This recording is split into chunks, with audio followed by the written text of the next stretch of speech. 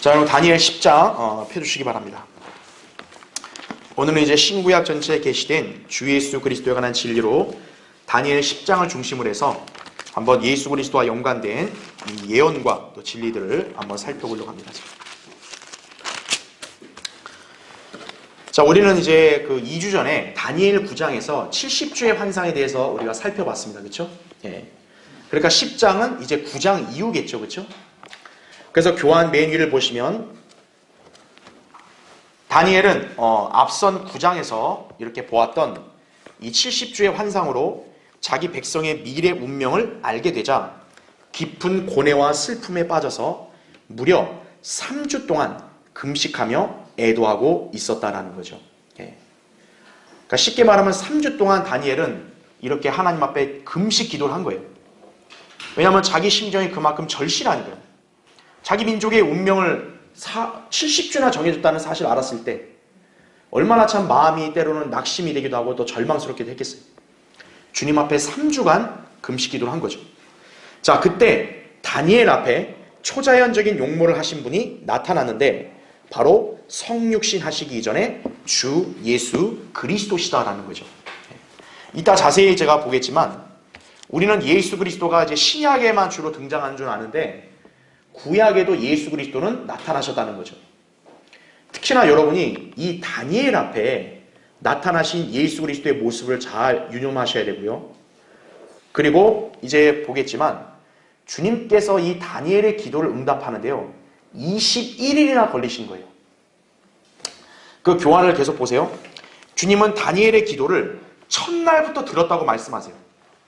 그러면 첫날부터 들었으면 바로 응답을 하셔야 되는데 놀랍게도 주님은 그 응답을 가져오시는데 21일이나 3주간 지체되었음을 이렇게 말씀하고 있습니다.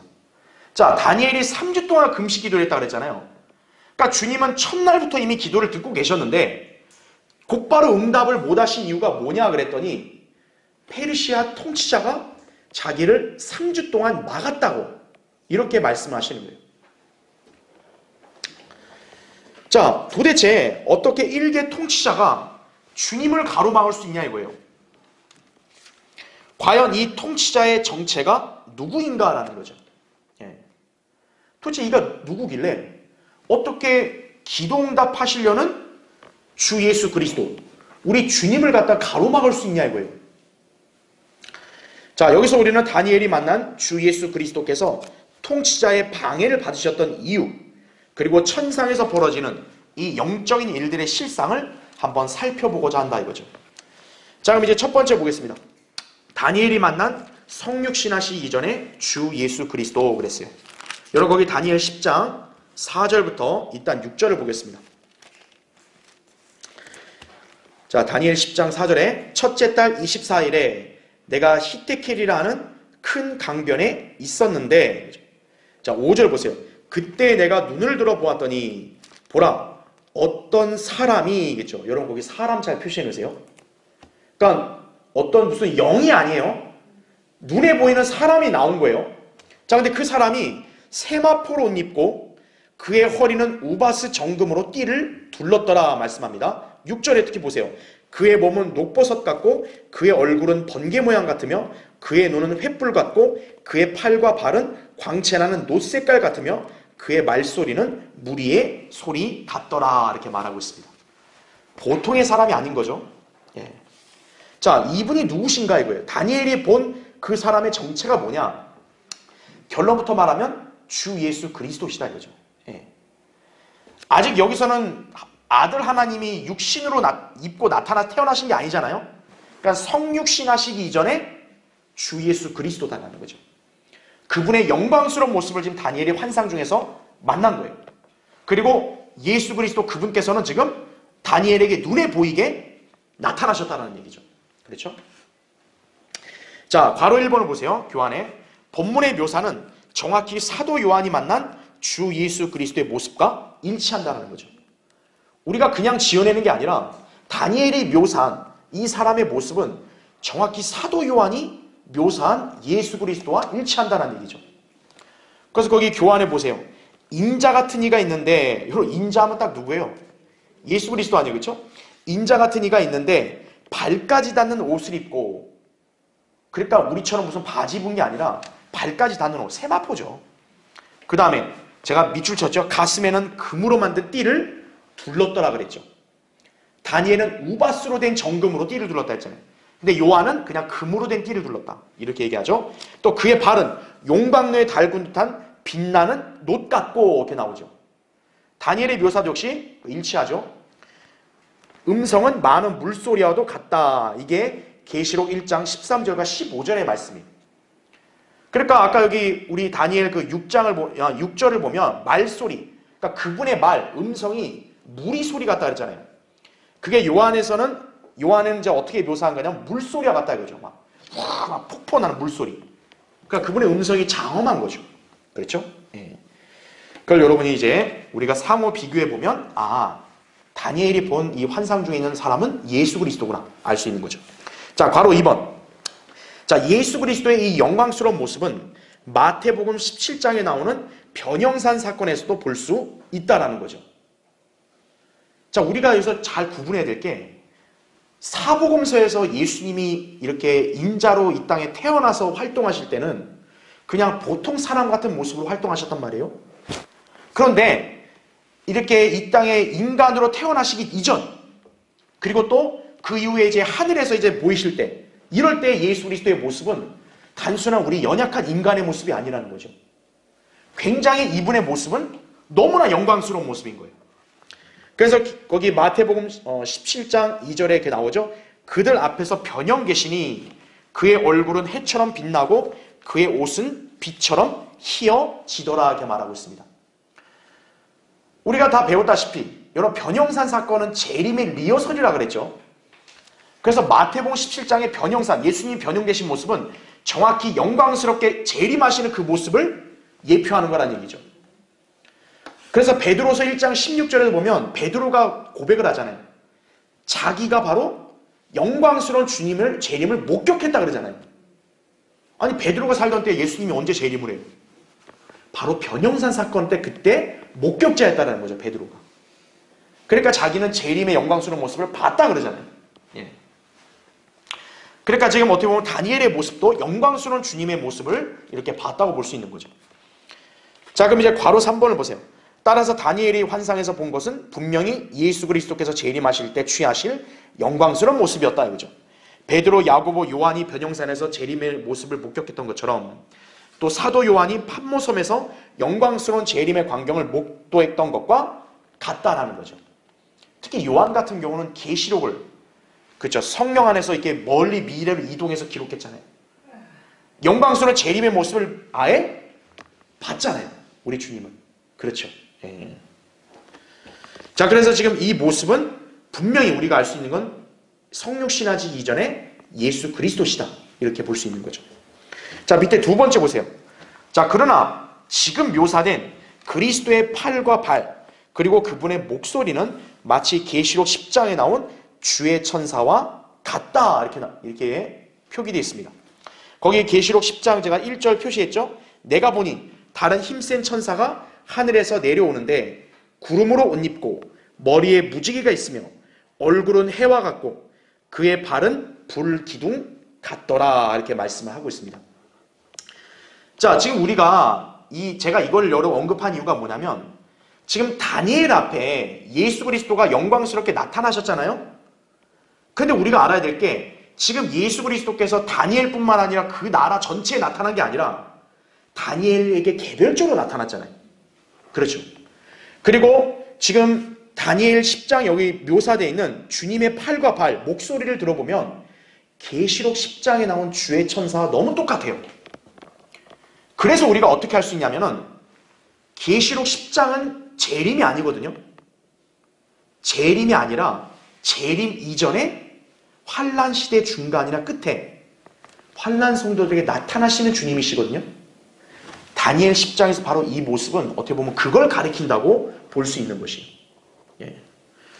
쉽게 한번 설명을 다 드리면은 자, 예수님의 십자가 사건 이래로 이렇게 이어졌을 때 자, 여기가 이제 교회 시대고 그 다음에가 이제 환난 대환란이고 그 다음에가 이제 천년왕국 그 다음에 이제 영원 이게 성경에서 기본적인 경륜 아니겠어요? 그렇죠? 근데 이제 우리가 알다시피 주님의 재림은요, 두 가지예요. 일단 교회가 휴거될 때, 그렇죠?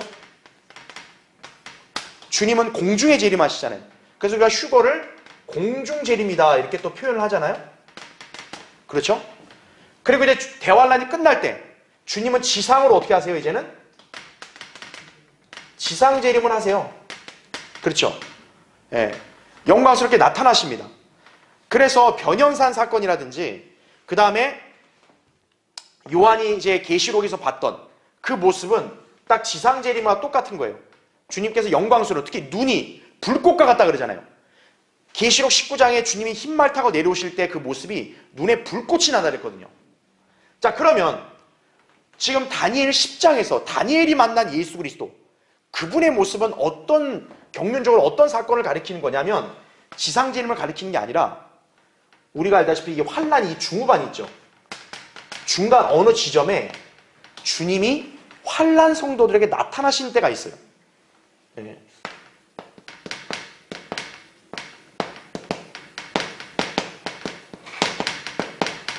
환란 성도들에게 개별적으로 나타나십니다. 바로 다니엘 10장에서 지금 다니엘이 주님을 만났을 때 그것은 경륜적으로 어떻게 보면 이거를 예표한다 볼 수 있는 거예요. 즉 지상재림은 공개적으로 모든 민족에게 다 보이는 거잖아요. 하지만 환란 성도들에게 나타나는 것은 주님께서 환란 성도들 개개인에게 나타나신다는 거죠. 그럼 누구에게 나타나냐? 바로 주님을 간절히 바라는 유대인 성도들에게 나타나신다는 거죠. 예. 자, 그것을 우리가 예표적으로도 한번 볼 수 있는 거예요. 이게 이제 예언적으로 이걸 가리키는 건데 지금 다니엘 사건이 그렇고요. 또 주님께서 지상재림 전에 유대인 성도들에게 나타나시는 것을 예표하는 그런 인물이나 사건이 있습니다. 자, 첫 번째가 누구냐? 요셉이에요. 요셉. 야곱의 아들 요셉. 여러분 우리 창세기 배운 거 기억해 보시면 요셉이 이집트로 끌려갔다가 거기서 요셉이 제2인자로 그렇죠? 승격하고 그 다음에 이집트가 번성하죠. 그리고 이제 요셉의 형제들, 즉 이스라엘의 아들들이 이집트로 오죠. 이집트로 왔을 때 처음부터 요셉은 자기를 안 밝혔죠. 그러다가 창세기 45장에 돼서야 어떻게 됐어요? 자기 형제들에게 요셉의 자신을 나타냈죠. 내가 바로 요셉입니다. 자, 요셉은 누구를 예표한다 그랬어요? 예수 그리스도를 예표한다 그랬죠. 예수 그리스도가 그분의 형제인 유대인들에게 마침내 자신의 모습을 나타내죠. 바로 이거에도 하나 예표가 되는 거죠. 그렇죠?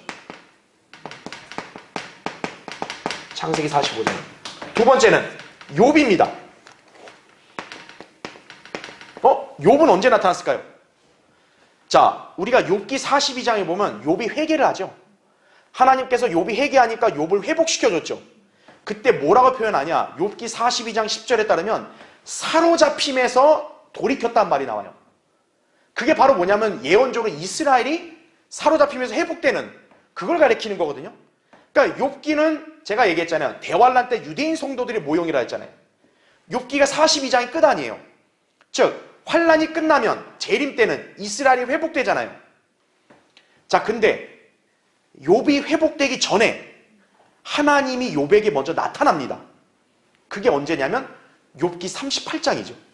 욥기 38장에 보면 회오리 바람 가운데 하나님이 나타나서 욥에게 질문하잖아요. 그렇죠? 그동안 욥이 막 친구들 또 엘리오라 이렇게 설전을 벌이다가 38장이 돼서야 하나님이 직접 욥에게 나타나서 질문을 하죠. 과학적인 질문, 뭐 자연현상에 대한 질문, 그리고 또 리비아단에 대한 질문 다 하잖아요. 바로 그게 예표한다는 거죠.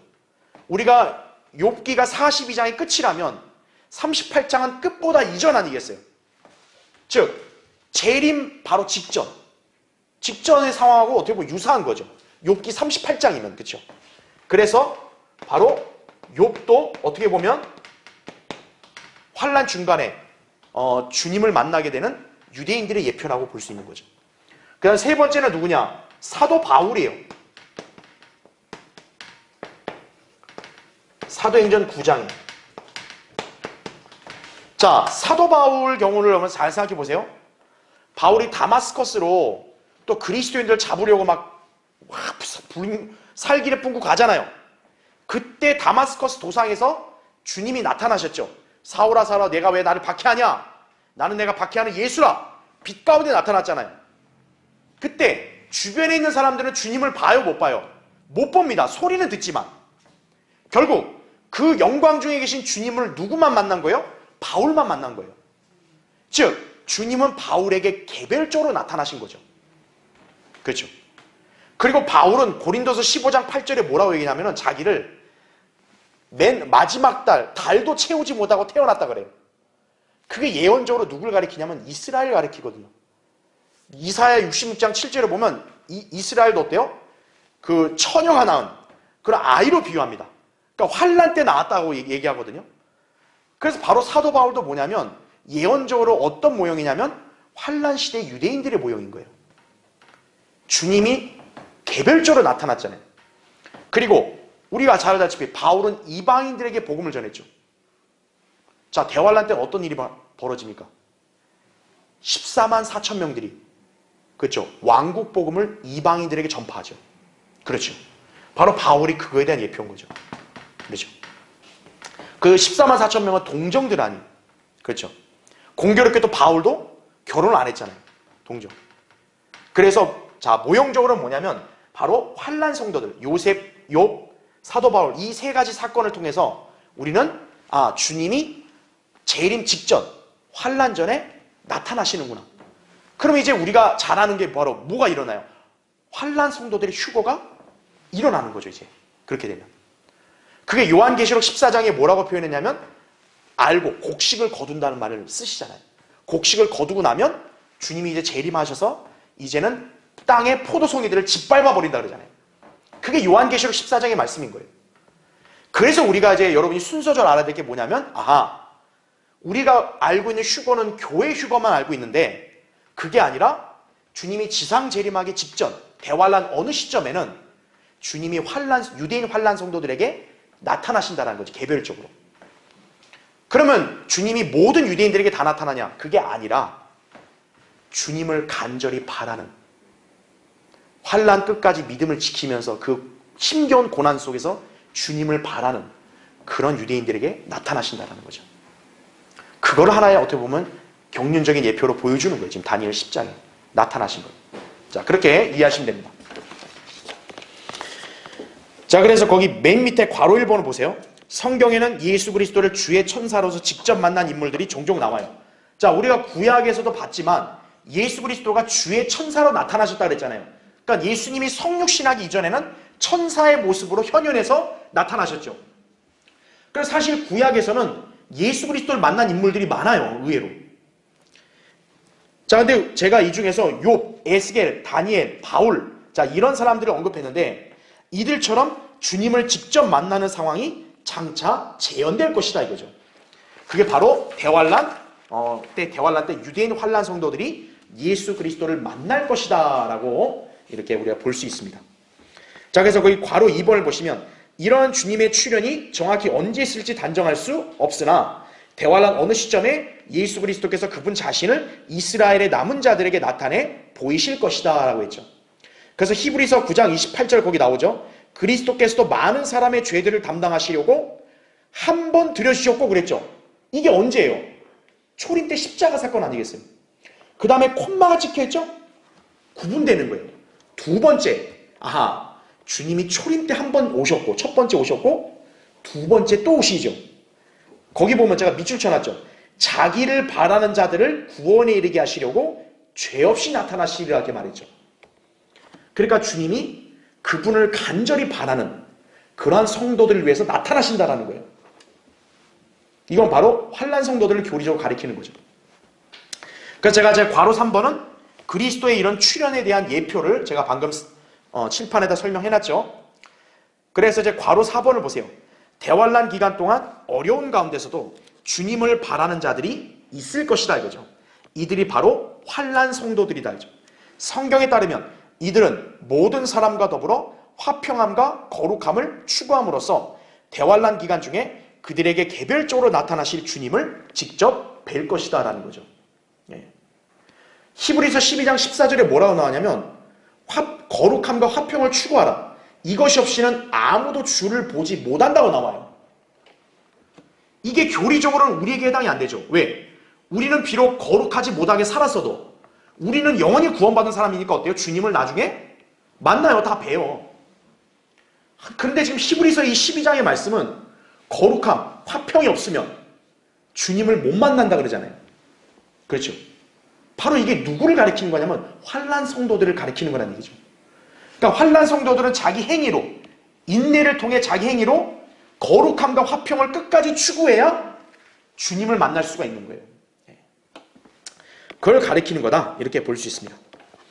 자, 그럼 이제 거기 밑에 세 번째 보세요.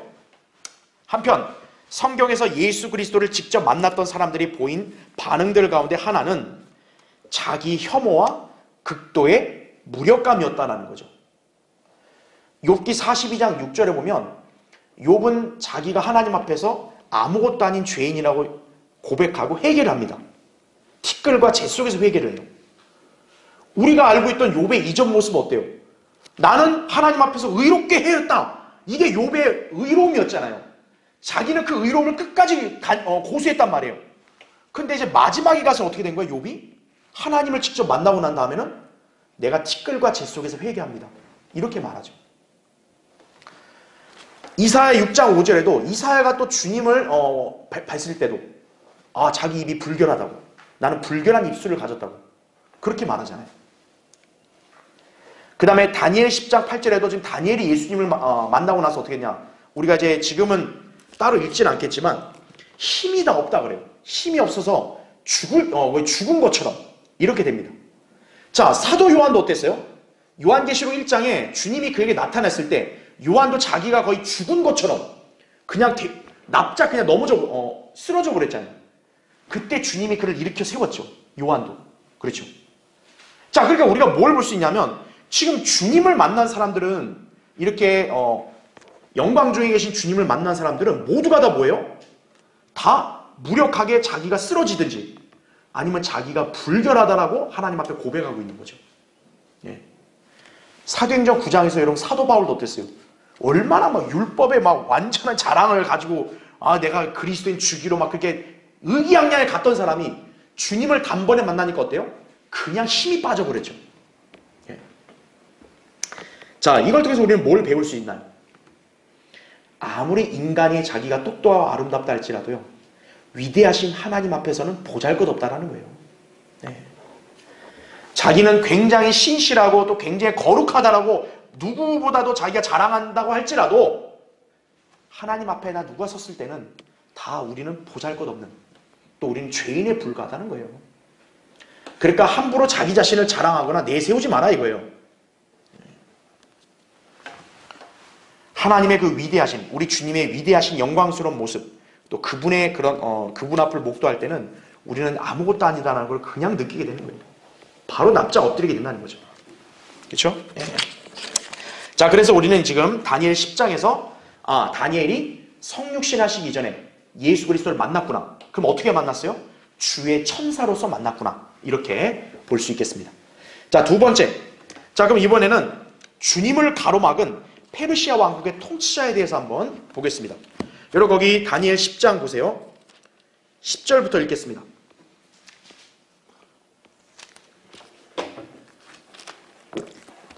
자, 10절부터 그런데 보라, 한 손이 나를 어루만져 내 무릎과 손바닥으로 나를 세우고 내게 말하기를, 오 큰 사랑을 받은 사람 다니엘아, 내가 내게 하는 말들을 깨닫고 똑바로 일어서라. 내가 지금 내게 보냄을 받았느니라 하더라. 그가 내게 이 말을 했을 때 내가 떨며 일어섰더라. 그때 그가 내게 말하기를, 다니엘아 두려워 말라. 내가 깨닫고 내 하나님 앞에 스스로 겸손하기로 마음을 정한 첫날부터, 이거죠. 이 첫날이 뭐예요? 바로 금식 기도한 거죠. 그 이 첫날부터 내 말이 들린 바 되었기에 내가 내 말들로 인하여 왔느니라. 그러니까 우리가 이 말을 보면 어떻게 하는 거예요? 다니엘이 금식 기도할 때부터 이미 주님은 그 기도를 듣고 그 기도에 응답을 하려고 오려고 했다라는 거예요. 자, 그런데 거기 13절 보세요. 굉장히 심오한 말씀이 있는 거예요. 그러나 페르시아 왕국의 통치자가 21일 동안 나를 가로막았도다 이거죠. 그러나 보라, 최고 통치자들 중에 하나인 미카엘이 나를 도우러 왔고 내가 페르시아의 왕들과 함께 거기 있었노라 이렇게 말하고 있습니다. 자, 여러분 지금 이 말씀을 어떻게 여러분 이해할 수 있겠어요? 지금 예수 그리스도도 어쨌든 삼위일체의 두 번째이신 말씀 하나님 아니에요. 아니 그분이 다니엘의 기도에 응답하러 오시겠다는데 페르시아의 왕국의 통치자가 못 가게 막았다는 거예요. 아니 주님을 막아요? 근데 주님이 그에게 막힌 거예요. 며칠 동안요? 21일 동안. 여러분 이거 어떻게 설명하시겠어요? 여기에 페르시아 왕국 통치자가 누굴까요 그러면? 그 당시 다니엘이 있던 그 페르시아 코레스 왕일까요? 인간 왕이 주의 천사 보고 가지 마요. 주님이 안 가시는 거예요? 못 가시는 거예요? 자, 여러분 여기에 담겨있는 이 심오한 영적 진리를 잘 알아야 되는 거예요. 여기서 페르시아 왕국의 통치자는 지상의 페르시아 제국의 왕을 가리키는 게 아니라 결론부터 말하면 영적인 존재를 가리키는 거죠. 그렇죠? 왜요? 주님을 막을 수 있는 존재는 일단 영적인 존재뿐이지 물리적인 존재는 주님을 아예 막을 수가 없죠. 그렇죠? 우리 이미 성경에서 주의 천사의 위력을 알잖아요. 여러분 천사는 아시리아 대군 18만 5천 명 하루 만에 죽인 그런 막강한 존재예요. 천사는. 근데 일개 인간 왕이 그걸 막을 수 있어요? 주의 천사를? 그러니까 여기에 페르시아의 통치자는 지상의 인간이 아니라는 걸 여러분 아셔야 되는 거예요. 일단. 자, 그럼 이제 밑에 괄호 1번을 보세요. 성경에서 천사에 관한 정의를 일단 먼저 한번 살펴볼 필요가 있어요. 자, 우리는 이제 천사가 영들이라는 걸 잘 알죠. 그렇죠? 영적인 존재, 영들이라는 걸 알아요. 자, 천사는 현현, 나타남이라고 제가 말했죠. 자, 지금 하늘에도 무수한 천사들이 있어요, 없어요? 있죠. 근데 하늘에는 영들이 있지만 그들이 이 땅에 인간에게 나타날 때는 인간의 모습으로 나타나잖아요. 그렇죠? 우리가 성경을 통해 그걸 배웠잖아요. 주의 천사도 뭐예요? 하나님은 영이시기 때문에 우리 눈을 못 보는데 주의 천사는 인간의 모습으로 주님이 나타났기 때문에 인간들이 그분을 직접 뵈는 거 아니겠어요? 자, 천사는 기본적으로 현현이에요. 그런데 성경에는요, 또 다른 방식으로 천사를 정의하는데 그게 뭐냐?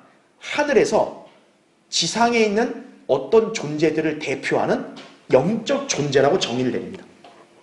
다시 말하면 지상에 있는 인간들을 대표하는 천사, 영적인 존재인 천사가 하늘에 있다라는 거예요. 지상에 있는 교회를 대표하는 천사도 하늘에 있다라는 거예요. 그리고 국가도 어떤 거예요? 대표하는 국가에 대한 천사도 하늘에 있다라는 거죠. 그러니까 영적인 존재들, 이 지상에 있는 이 지상에 이게 존재하는 사람, 이런 개인이든 국가든 간에 교회든 간에 대표하는 천사가 있다라는 것이. 이게 우리 이성으로는 이해가 안 될 거 아니에요. 자, 그럼 성경을 한번 보자고요. 자, 밑에 동그라미를 보세요. 요한계시록에는 7교회의 천사가 언급이 됩니다. 자, 거기서 7교회는 지상에 있는 교회들인 걸 우리가 다 알죠. 에베소, 스모나, 퍼가모. 그 당시 요한이 계시록 기록할 때 소아시아에 있는 교회들이에요. 그렇죠? 자, 그런데 하늘에는요, 그들을 대표하는 천사들이 있다고 성경이 말씀하고 있는 거예요. 자, 그 밑에 계시록 1장 20절 보세요. 내가 본 것은 나의 오른손 위에 7별과 7 금초대의 신비라. 7별은 잘 보세요. 7별은 뭐라고 얘기해요? 7 교회의 천사들이요. 내가 본 7 촛대는 7 교회라 이거죠. 어허. 그러니까 성경에는 지금 소아시아에 있던 당시의 그 지역 교회들, 그 교회들을 대표하는 천사들이 천상에 있다라고 지금 말하고 있는 거예요. 마찬가지로 하나님의 승인하에 하나님의 목적에 따라 세워진 교회들 있잖아요. 신약 교회들은 그 천상에 교회를 대표하는 천사가 있는 거예요. 우리 강릉성령 침례교회 하나님의 목적과 섭리로 세워진 교회죠. 그럼 우리 교회를 대표하는 천사가 하늘에 있다는 거예요. 성경대림 교회. 가짜 교회는 없어요. 가짜 교회는 하나님이 세운 게 아니라 인간이 세운 거기 때문에 그거 없는 거예요. 예. 참된 신약 교회는 있다는 거죠. 자, 그 다음에 동그라미 2번 보세요. 또한 예수님께서는 하늘의 어린아이를 대표하는 천사들이 있음을 말씀하셨다라는 거죠. 여러분 그거 찾아보세요. 마태복음 18장 한번 보세요. 마태복음 18장 10절.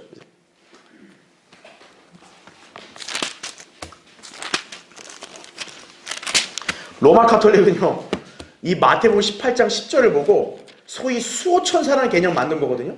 예. 그러니까 그건 성경을 엉터리로 이렇게 조작한 거예요. 날조한 거예요, 그들이. 거기 18장 10절을 보세요. 너희는 이런 어린아이들 중에 하나라도 업신여기지 않도록 주의하라. 내가 너희에게 말하노니, 잘 보세요. 하늘에 있는 그들의 천사들이 항상 하늘에 계신 나의 아버지의 얼굴을 뵙고 있느니라, 이렇게 말씀하고 있죠. 지금 예수님은 어린애들 업신여기지 말라고 하신 이유가 이 어린애들 중에 한 명이라도 하늘에 바로 누가 있다는 거예요? 그들의 천사가 있다는 거예요. 그러니까 어린애라고 함부로 멸시하지 말라고 말씀하는 거죠. 왜? 이 어린아이들의 천사들이 하늘에서 아버지 하나님을 계속 뵙고 있다는 거죠. 그러니까 우리가 성경적으로 알 수 있는 게 뭐냐면, 아하, 교회뿐만 아니라 지상에 있는 개인에게도 그걸 대표하는 영적 존재가 하늘에 있구나, 이렇게 알 수 있는 거예요. 그 다음에 그 맨 밑에 동그라미 3번을 보세요. 성경은 지상의 이스라엘을 대표하는 천사를 미카엘이라고 또 말씀을 합니다. 여러분 거기 이제 다니엘 다시 보세요. 10장. 다니엘 10장.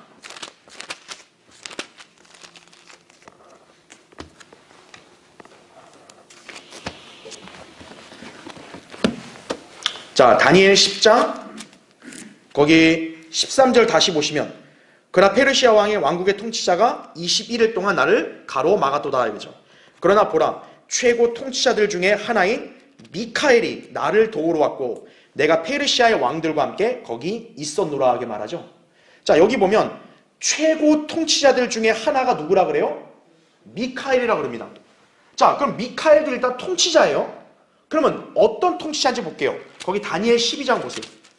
12장 거기 1절.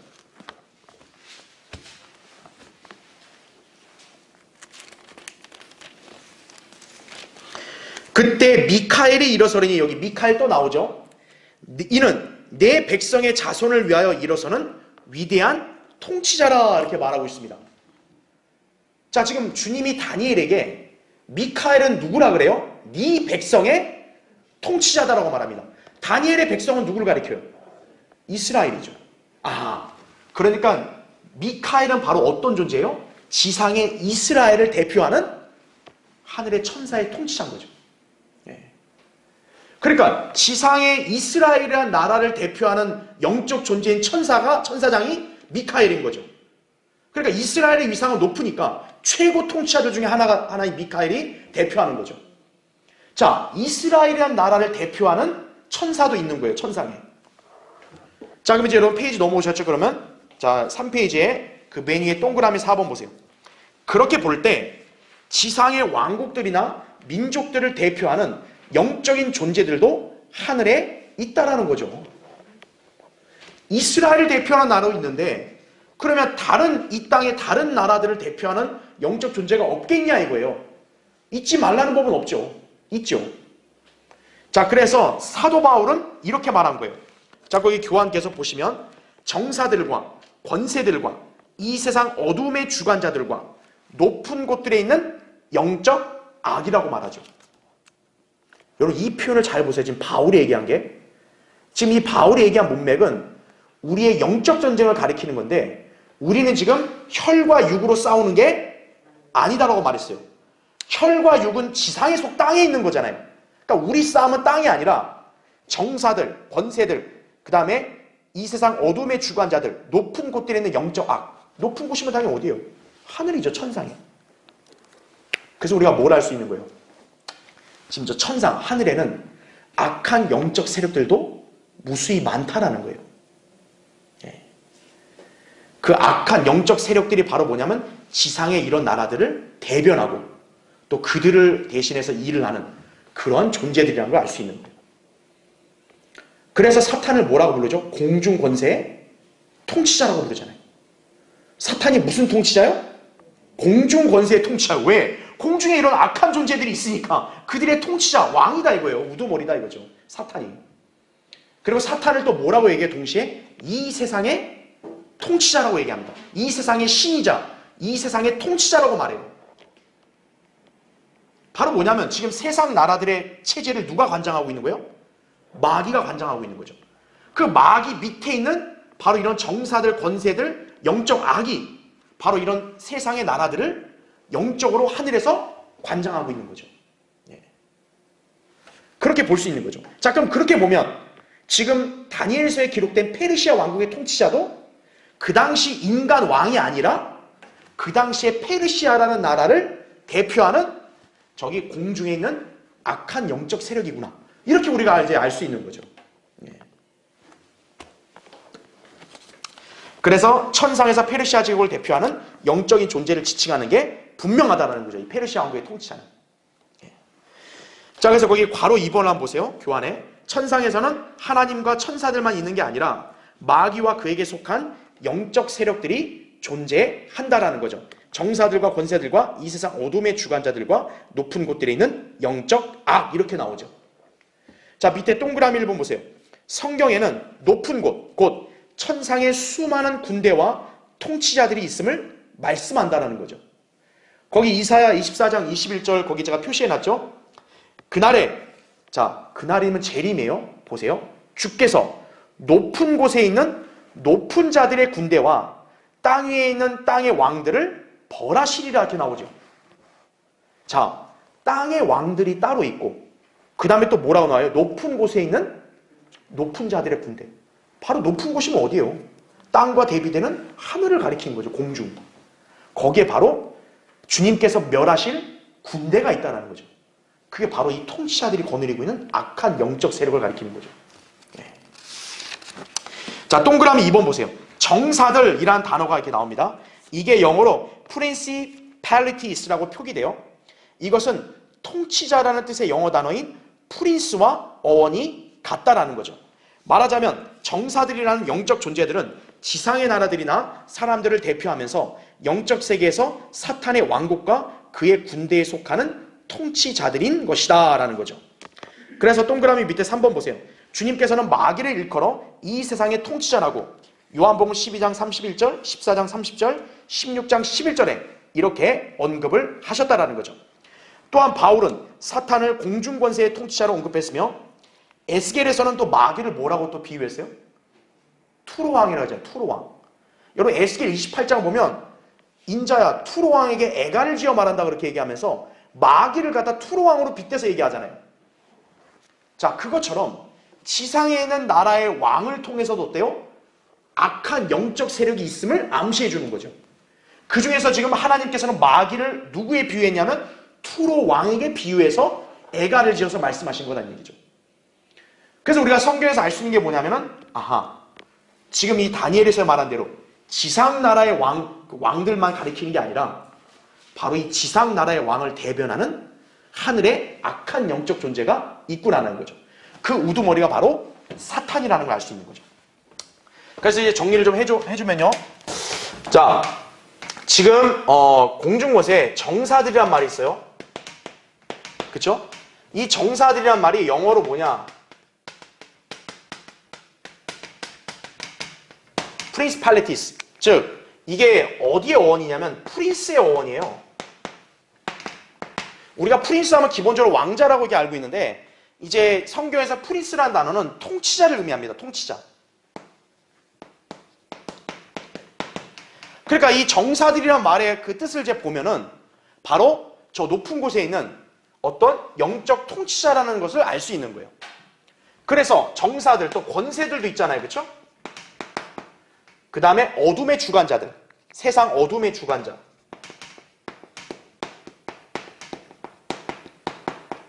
그 다음에 영적 악. 자, 바로 이것들이 뭐냐면 바로 사탄의 수하 아래에 있는 이런 악한 영적 세력들을 가리킨다. 이렇게 보시면 되는 거예요. 그러니까 사탄이 혼자만 왕 노릇하는 게 아니고 사탄 밑에 바로 이런 통치자들이 무수히 많다라는 거죠. 바로 이 통치자들이 뭐냐? 지상 왕국을 대변하는 영적 세력들이라는 거죠. 마치 이스라엘을 대표하는 영적인 천사장이 미카엘인 것처럼 지상의 페르시아든 그리스든 당시 그 두 나라를 장악하고 관장하는 바로 영적 세력들이 바로 이 정사들 권세들이라는 얘기죠. 그래서 지금 이 다니엘서에 나온 대로 주님을 가로막은 페르시아 왕국의 통치자는 지상왕이 아니라 바로 이 자들을 가리킨다는 거죠. 이 악한 영적 세력들이 주의 천사를 가로막은 거예요. 기도응답하지 못하게 가로막았다는 얘기죠. 그렇죠? 그러니까 여러분이 이걸 잘 기억하셔야 돼요. 그래서 사탄은 이들 중에 위인 거예요. 그래서 이 세상 통치자라고도 부리고요. 사탄은 또 공중권세 통치자다 이렇게 부르는 거예요. 왜냐? 공중에 이런 게 있으니까 이런 권세들 통치자다 이렇게 부르는 거죠. 바로 사탄의 수 아래 이렇게 세상 나라들을 지배하고 또 세상 나라를 대변해가지고 이런 온갖 악한 영적인 일들을 도모하는 그런 자들이다. 이렇게 이해하시면 되는 거죠. 그러니까 지금 지상에서 다니엘의 기도가 이렇게 올라가서 주님이 응답하러 내려올 때 이런 악한 영적 세력들이 방해한 거란 얘기죠. 무려 며칠 동안요? 21일 동안 방해했다는 거죠. 자, 그러면 그렇게 이제 우리가 방해한 걸 알았으니까 그래서 이 세상 나라들을 대표하고 나라들의 권세를 주고 영향을 끼치는 영적 존재들이 바로 페르시아 왕국의 통치자.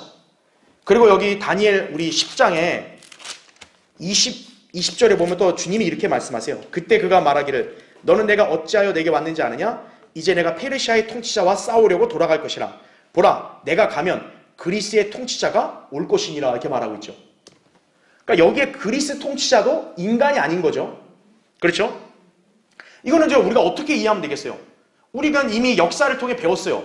페르시아가 멸망하면 그 다음 어느 나라가 바로 서요? 그리스가 세상을 제패하잖아요.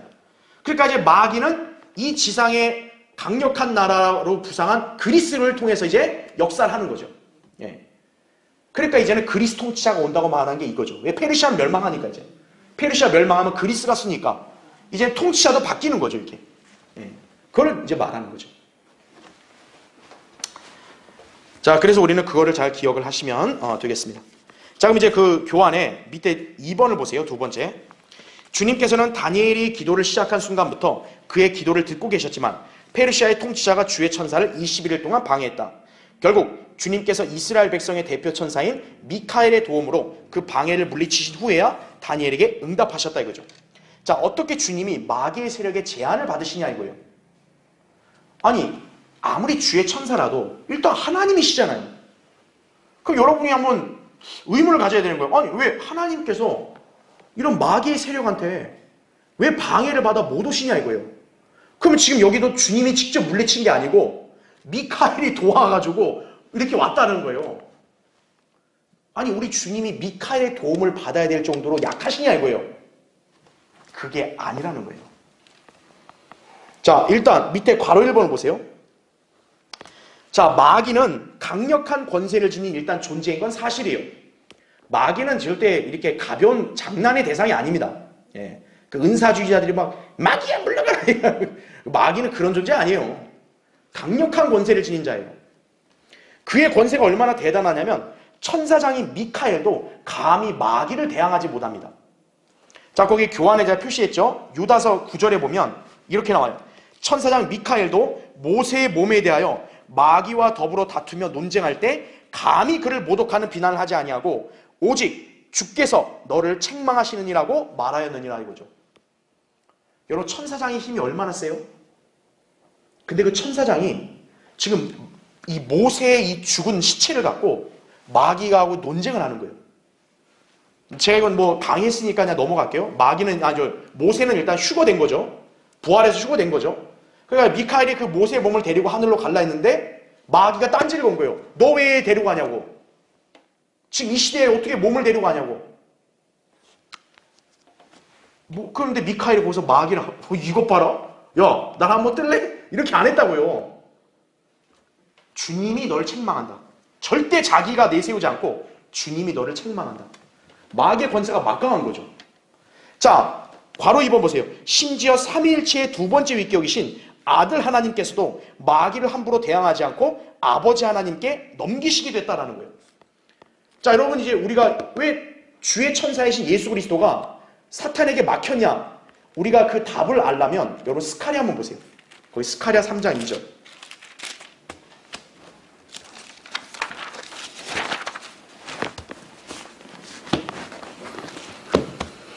자, 스가랴 거기 3장 1절부터 2절을 제가 읽을게요. 스가랴 3장 1절 2절. 또 대제사장 여호수아가 주의 천사 앞에 서 있고 사탄이 그를 저지하려고 그의 오른편에 서 있는 것을 그가 내게 보여주시니라. 지금 뭡니까? 주의 천사가 있고 사탄이 지금 저지한다 그러잖아요. 주의 천사, 예수 그리스도를 저지하려고 하는 거예요. 자, 그럼 2절 보세요. 그리고 주께서 사탄에게 말씀하시기를 오 사탄아 주가 너를 책망하노라 이렇게 말하죠. 여러분 잘 구분하셔야 돼요. 지금 이게 주의 천사가 사탄에게 말할 때 이놈 이렇게 한 게 아니라 주가 너를 책망한다 그러죠. 그럼 여기서 주는 누구를 가리키겠어요? 이건 지금 예수 그리스도가 아니죠. 예수 그리스도가 말하고 있는 거잖아요. 아버지 하나님을 가리키는 거죠. 여호와 하나님을 가리키는 거죠. 즉 아들 하나님이신 예수 그리스도도 성육신하시기 이전에는 어떤 거예요? 사탄하고 함부로 논쟁하거나 사탄을 함부로 공격하지를 않으셨다라는 거예요. 아버지 하나님께 맡깁니다. 오히려 아버지 하나님이 너를 책망할 거야. 예수 그리스도도 사탄하고 감히 싸우질 않아요. 자, 그럼 이제 마지막 페이지 보세요. 괄호 3번. 자, 그럼 그 이유가 뭘까요? 그리스도께서 성육신하시기 이전에는 마귀가 하나님께서 인간의 죄와 인생에서 오는 유혹을 모른다고 주장할 수 있었기 때문이다. 구약에서 그리스도는 사람이 아니라 주의 천사의 형태를 취하셨다라는 거죠. 그러니까 제가 결론을 다시 말씀드리면 뭐냐면 왜 예수 그리스도 주의 천사는 마귀를 대항하지 않았냐 이거예요. 그게 주의 천사가 힘이 약하거나 그게 아니라 바로 뭐냐면 주의 천사는 아직 인간으로 이 땅에 태어나고 인간으로서의 그런 고난이나 그런 어떤 시험 이것을 아직 싸우지 않으셨기 때문에 그러는 거예요. 그래서 바로 뭐냐면 마귀가 주의 천사가 만약 대항하면 어떻게 되는 거예요? 마귀가 주의 천사에게 딴지를 걸 때 바로 이렇게 건다는 거죠. 그러면 주님은 인간에 대해서 아십니까? 이렇게 말한다는 거죠. 인간의 인생의 그런 어떤 그런 고생과 수고와 그 다음에 인간이 겪는 그런 시험의 고통을 아시냐고, 슬픔을 아시냐고. 그렇게 만약에 마귀가 딴지를 걸면 어떻게 되는 거예요? 성육신 하시기 전이기 때문에 답변할 수 있어 없어요? 없어요. 왜? 아직 예수 그리스도가 성육신 안 했기 때문에 인간으로서의 그런 처지를 당해보지를 않으셨기 때문에 그러는 거예요. 네. 구약에서 그리스도는 인간으로 태어난 게 아니죠. 그냥 주의 천사로 왔기 때문에. 그래서 거기 괄호 4번 보세요. 말하자면 예수 그리스도께서 성육신 하시기 이전에는 사탄을 함부로 대항하지 않으신 것이다 이거죠. 이것은 주님께서 전능하시지 않아서가 아니라 거기 제가 밑줄 쳤죠. 주님께서 인간을 만나러 가실 때 마귀로부터 인간과 연관된 것들에 대해 모른다는 그런 비난을 받으실 수 있기 때문이다라는 거죠. 우리 주님은 어떤 분이에요? 절대 비난을 받으실 분이 아니시잖아요. 그런데 이 영역에 대해서만큼 어떻게 되는 거예요? 마귀가 비난하면 주님이 함부로 논쟁을 못 하시는 거죠. 왜? 주님 스스로도 아직 인간의 처지를 당해보질 않으셨으니까. 그래서 그게 이제 제가 성경구절 표시해놨죠. 욥기 10장. 그게 2절부터 5절에 바로 나온 말씀이에요. 어찌하여 주께서 나와 논쟁하시는지 내게 보여주소서. 주께서는 육신의 눈을 가지셨나이까? 아니면 주께서는 사람이 보듯이 보시나이까? 주의 날들이 사람의 날들과 같나이까? 이게 바로 뭐예요? 마귀가 아들 하나님께 하나님께 이렇게 비난할 수 있는 그런 논쟁거리가 되는 거죠. 주님은 인간에 대해 모르시잖아요. 하나님이시니까 인간이 어떻게 연약하고 인간이 어떤 시험을 겪고 이걸 모르시잖아요. 하나님이 당연히 알아요, 몰라요? 모르신다고요. 주님은 그런 비난을 받게 된다고요. 예. 그래서 거기 괄호 5번 보세요. 이와 같이 페르시아 왕국의 통치자가 예수 그리스도를 21일간 막을 수 있었던 것은 주님께서 성육신 하시기 이전이었기 때문이다 이거죠. 그래서 미카엘이 와서 주님을 도와야 할 정도였다 이거죠. 하지만 주님께서 인간의 육신의 정욕과 안목의 정욕과 생의 자랑과 관련하여 광야의 시험을 통과하신 뒤로는 사탄에게 여기서 물러가라고 말씀하실 수 있었다는 거죠. 마태복음 4장 10절에. 그리고 십자가에서는 사탄의 멸망을 확정 지으실 수 있었다라는 거죠. 자, 그래서 이제 우리가 여기서 변화를 봐야 되는 거예요. 자, 이제 예수님이 성육신 하시기 이전에는 사람이 아니시라 그냥 사람의 모습으로 나타나신 천사라고요. 그렇죠. 그렇기 때문에 예수님이 성육신 하시기 이전에는 인간의 처지가 돼보질 않으신 거예요. 인간이 인생을 살면서 겪을 수 있는 고난과 슬픔과 시험, 이거를 통과했어요, 안 했어요? 통과를 안 했다고요. 그러니까 주님께서 말하면은 이 마귀는 즉각 그걸로 비난할 수 있는 거예요.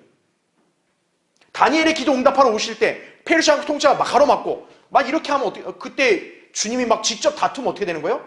이걸로 마귀가 딴지를 거는 거예요. 그럼 주님은 비난을 받아야 안 받아요? 받을 수밖에 없어요. 왜? 내가 아직 인간이 안 돼봤으니까. 그런데 예수님이 성육신 하신 이유는 이제 어떻게 되는 거예요? 그분은 인간의 자리에 서신 거죠. 인간으로서 어때요? 그분은 고난을 겪으셨고, 특히 우리가 잘 아는 광야에서 마태복음 4장에서 예수님이 시험을 당하셨잖아요. 그때 세 가지 시험이 뭐였어요? 돌을 빵으로 되게 하는 거, 그렇죠? 경배하면 세상 나라 주는 거, 뛰어내려 보는 거. 그게 육신의 정욕, 안목의 정욕, 생의 자랑을 예표하잖아요. 인간이 인생을 살면서 겪을 수 있는 시험을 대표하는 거잖아요. 예수님은 그거를 다 시험을 인간으로서 당하신 거예요. 고난과 슬픔을 다 겪으신 거예요. 하지만 주님은 그거를 이기셨어요? 못 이기셨어요? 다 이기셨죠. 그래서 성육신 하신 이후부터는 이제 어떻게 되냐? 예수님이 마귀에게 사탄아 물러가라 이렇게 얘기할 수 있는 거예요. 이때는 사탄에게 물러가라고 할 수 있어 없어요? 없는 거예요. 왜? 주님은 사람이 돼본 적이 없잖아요. 할 말이 없는 거예요. 근데 이때는 예수님이 사탄 보고 물러가라 이렇게 할 수 있는 거예요. 사탄아 여기서 떠나라. 그럼 떠나는 거예요. 왜요? 주님은 이제 시험을 다 이기셨기 때문에 권세를 다 가지신 거예요. 이제는 마귀로부터 어떤 비난을 받을 여지도 없으신 거라는 얘기죠. 그리고 최종적으로 십자가에서 어때요? 십자가 구속을 함으로써 골로새서 2장 15절에 보면 정사와 권세를 다 이기셨다 그랬어요. 십자가의 죽음으로. 그래서 예수 그리스도의 권세는 이제 절대적으로 높아지고 위대해졌기 때문에 이제는 이런 악한 존재들이 감히 까불지 못하는 거예요. 이제는 주님이 어떤 비난을 받을 여지도 없으시다는 거죠. 그래서 페르시아의 통치자가 21일 동안 막을 때 주님이 직접 그거를 대항하지 않으신 이유인 거예요. 미카엘이 올 때까지 기다리신 이유다라는 거죠. 왜? 성육신 이전에는 인간의 처지가 안 됐기 때문에 마귀에게 비난받을 여지가 생기니까 직접 대항을 안 하신 거라는 얘기죠. 아직 권세를 정당하게 받지 않으신 거예요. 행사하지 않으신 거예요. 이때 가서야 이제 정당하게 권세를 행사할 수 있는 거죠. 왜? 인간으로 나는 다 겪어봤고 이겼으니까 이렇게 되는 거죠. 자, 그걸 기억하시면 됩니다. 자, 그래서 이제 마지막 거기 세 번째 보세요. 예수 그리스도께서 성육신 하시기 이전인 구약에서는 마귀의 권세가 그만큼 막강했다 이거죠. 그러나 예수 그리스도께서 인간으로 고난을 겪으시고 시험에서도 승리하신 이유로는 마귀를 물리치는 권세를 지니신 것이다 이거죠. 물론 그렇다고 해도 마귀는 지금도 강력한 영향력을 행사하여 신약 성도들의 기도를 방해하고 언제든지 시험하여 넘어뜨릴 수 있음을 기억해야 한다는 거죠. 마귀가 그렇게 별볼름 존재가 된 게 아니에요. 예. 구약보다 신약 성도들이 좀 더 이렇게 그만큼 더 이렇게 하나님의 은혜가 넘치는 거지만 마귀의 영향력은 지금도 막강하다는 거예요. 그래서 마지막 네 번째, 마귀는 성도의 기도를 아주 강력하게 방해해요. 우리가 무릎을 꿇고 하나님께 기도하기 시작한 순간 하늘에서는 영적 전투가 벌어진다는 거죠. 오늘 우리 기도의 모임 있잖아요. 여러분 이게 기도할 때도 하늘에서 엄청난 전투가 벌어지는 거예요. 우리의 기도를 하나님께서 경청하시고 응답하시려 할 때도 마귀도 역시 똑같이 방해를 하는 거예요. 그래서 일종의 별들의 전쟁이라고 락커만 목사님이 얘기합니다. 별들의 전쟁. 예. 하늘에서 주님께서 기도응답 하시려는 그런 게 있고 또 방해하려는 마귀의 세력들끼리 엄청난 전투를 하는 거예요. 그래서 성경에는 기도의 분투라고 말하는 거예요. 여러분 기도하는 게 그냥 심심하고 뭐 좋아서가 아니라 여러분 기도할 때 하나의 영적 전쟁이에요. 그것도. 내가 하나님의 도우심을 받아서 승리하는 삶을 사냐? 기도의 방해를 계속 받냐? 그걸 싸우는 것이에요. 그래서 기도를 한두 번 하고 끝내고 그게 아니라는 거죠. 인내로 꾸준히 기도하고 깨어 있어야 된다는 것이. 그럼 우리가 교훈을 받을 수가 있다는 것이죠. 자, 그래서 오늘 여러분 이걸 잘 기억하시고, 왜 예수 그리스도가 이때 구약에서는 악한 영적 세력들에게 방해를 받았는지 그걸 여러분이 잘 이렇게 이해하시면 되겠습니다. 다음 시간에 계속하겠습니다.